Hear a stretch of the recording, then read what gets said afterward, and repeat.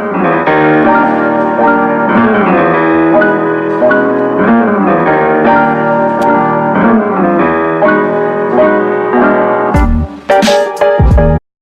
guys, my name's Isaac Kruse. I'm an aspiring sports guy. For a while I've wanted to do this, and what this is actually is I want to kind of give you guys some of my thoughts after every Oregon football game that I've watched the week prior. I'm sure, like most of you, you guys have a lot of thoughts about the game. I'd like to go ahead and put that on camera so that way you guys can, kind of see what I'm thinking, kind of see the things that I see during the game. So that's what I'm gonna go ahead and do. I'm gonna go ahead and do that after every Oregon football game. I'll go ahead and give you guys some things that I like, some things that I don't like. Additionally to that, I'll go ahead and give you guys 3 picks against the spread for all the degenerates out there, including the Oregon game.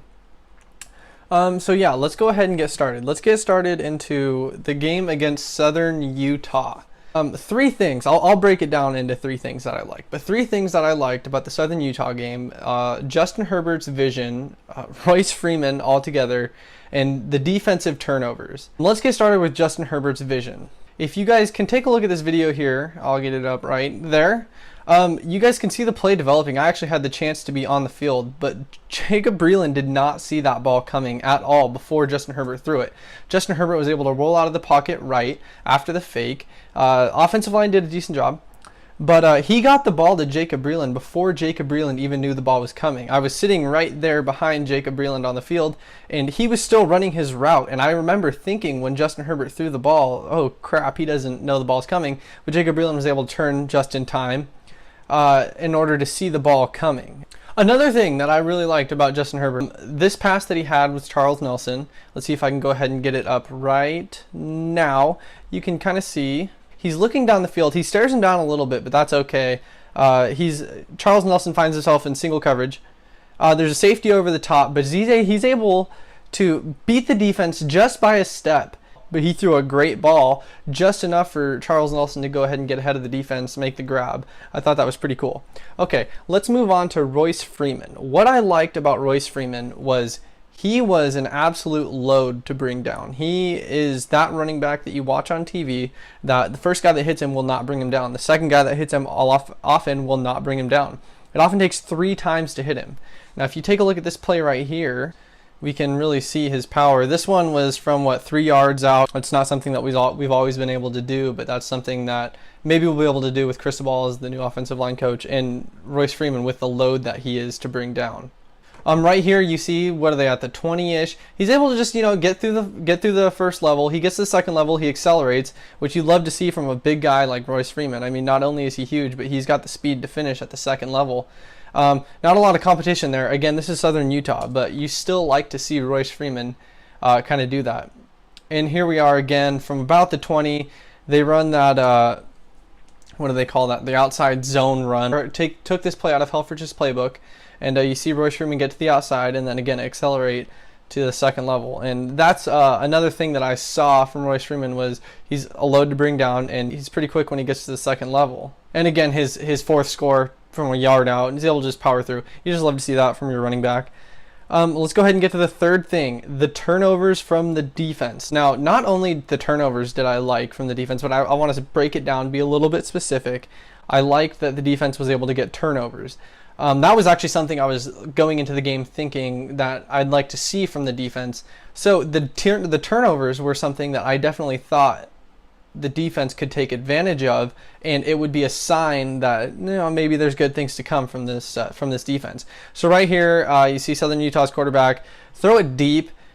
I was on the field for this. I got to see Ugo Amadi. The ball went up in the air, and what I thought was really good that he did was he closed out the receiver with his shoulder, and he immediately shuts down the route. If you watch, I'll try and replay this twice, but if you watch, he makes the receiver stop once he gets his shoulder in front of him. He almost quits on the route. Ugo Amadi has no competition to get to the football. He goes up and he gets it. I mean, that's pretty good from what I saw. And then let's try and get the Troy Dye turnover right here. So what I thought was pretty good is he comes down, he lays the boom. I couldn't quite see who hit him. I probably should know.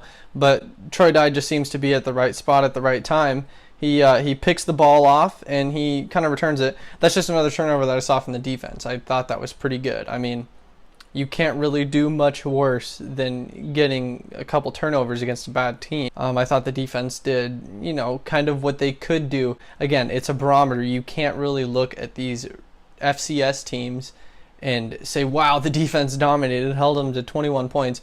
But what you can look at is the turnovers, and that's something that I thought was pretty good. We'll go ahead and take a little bit of a preview into the game against Nebraska. They're not picked to, you know, go be world beaters. So what Nebraska will have is they have athletes, they have big guys in the trenches, they have good guys on the outside, they have good skill players. That's something that a school like Nebraska is always going to have. What I think that we can look at to see how Oregon is doing so far is we need to watch the trenches. We need to watch the offensive line, I feel, in particular. Mario Cristobal came from Alabama, a great offensive line. I think that goes without saying. I think that if you watch the offensive line in the game against Nebraska, that'll be a good kind of idea of how our offensive line is coming along. Again, all of these guys are coming back. They're almost all sophomores. Tyrell Crosby anchoring the left tackle there. I think you need to watch the offensive line, and then you need to watch the defensive line. We need to see how these young guys like Jordan Scott, we need to see how Justin Hollins, we need to see how these guys are getting to the backfield, if they're even able to get to the backfield, because that's another thing. Our defense was terrible last year, but if our defense is going to get better like it was supposed to with Jim Leavitt, then I think a good barometer to see where our defense is at is if our defensive line can go in, not dominate the game. We are not there yet. The cupboard was bare when Willie Taggart came in. But if these guys can make some plays and show some improvement from last year, show some strength, then I think that's another thing that we need to look out for against Nebraska. Okay, let's go ahead and get into some picks against the spread. Now, I need a forewarning. I don't want any of you guys coming after me. I am really bad at this. I've actually noticed that every pick that I've made, if I went the other way, I'd probably be at around 70% for my picks. So I'm really bad. But you know what? Screw it. This is the world that we live in. We'll go ahead and give it a shot. We'll start off with Oregon. Oregon opened as a 7.5-point favorite against Nebraska. The line overnight, though, was bet up to 14. So now Oregon is a 14-point home favorite. I'm going to go ahead, though, and I'll go ahead and I'll take the points. I'll say Nebraska will cover. I think Oregon wins, but I think Nebraska definitely covers. I don't think Nebraska is going to lose by 14 points. Let's move on to Iowa and Iowa State. Iowa is currently a 3-point favorite. I'm going to go ahead and take Iowa to cover that. Iowa played pretty well last week. You know, I'm not a big Iowa buff, but I think Iowa is traditionally good enough to cover. So give me Iowa -3. I think they'll cover. I think they'll win the game. Okay, the third game we'll take a look at. We'll go ahead and go Clemson-Auburn. Why not? I like Clemson a lot. I liked them a lot last year. I think they're playing a lot better than people thought they would this year. They're up to number 3 in the rankings. Let's go ahead and take Clemson -6 over Auburn. I hate Auburn. I hate everything about Auburn. I can't stand Auburn. I couldn't tell you why.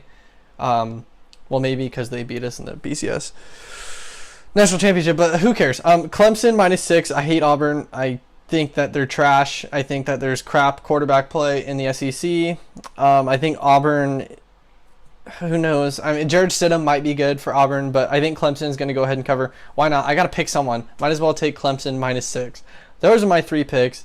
Thank you guys for watching. I appreciate it. I'm going to go ahead and try and do this every week, maybe Monday, Tuesday after the game. This one's coming a little late. I'm going to go ahead and take a look at the film, go ahead and get everything together to make this video.